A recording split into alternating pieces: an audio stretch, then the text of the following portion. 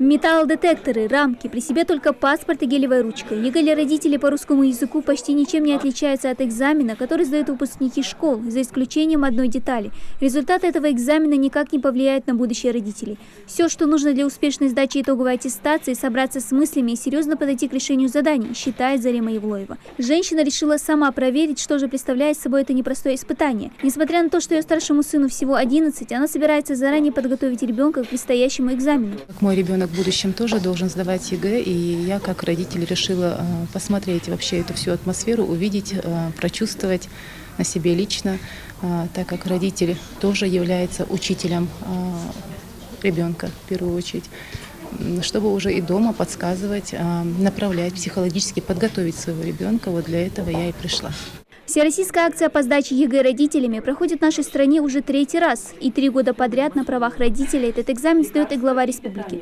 Вот и сегодня Юнусбек Евкуров не стал изменять этой традиции. Выслушав инструкции о правилах поведения итоговой аттестации, руководитель региона также озвучил несколько вопросов к организаторам, которые, как оказалось, волнуют многих родителей. У меня вот один вопрос. Если удалили, вот я нарушил, меня удалили, что дальше?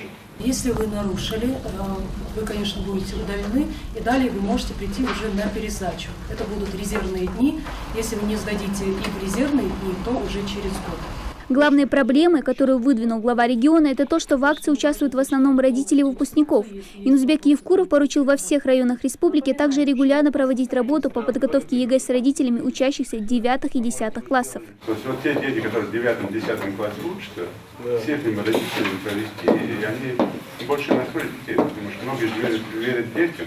Ребенок приходит дома, рассказывает, а когда родитель сам пришел, сел, проверил, посмотрел, увидел, как объяснять же, все же там наглядно, все есть, пожалуйста.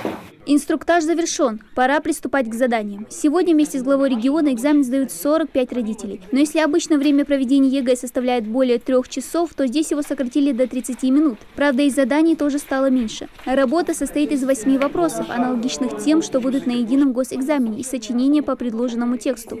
Смотреть или снимать сами задания ЕГЭ не имеет права никто. Это уже считается нарушением. Поэтому мы не видим, кроме самих участников ЕГЭ, эти задания никто не видит. Последовать примеру главы республики решили и мэр города Назрань Алихан Тумгоев, и министр образования и науки региона Юсуп Костоев. Ведь главная цель этой всероссийской акции – на собственном примере повысить информированность родителей и выпускников об особенностях экзаменационных процедур. Это прекрасная возможность для наших родителей узнать, как проходит кампания ЕГЭ, какие процедуры нужно соблюдать их детям, их выпускникам.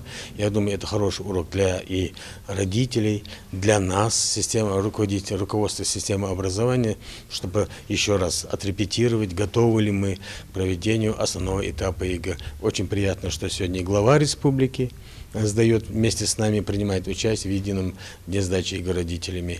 И уверен, что родители, посмотрев сами, прочувствовав на себе, как проходит процедура сдачи ЕГЭ. После завершения сдачи глава республики также отметил, что участие в подобных мероприятиях – хороший опыт для самих родителей, получив который они смогут лучше подготовить своих детей к итоговой аттестации. Ну а сами результаты сдачи ЕГЭ родителям станут известны в течение недели на сайте Управления образования.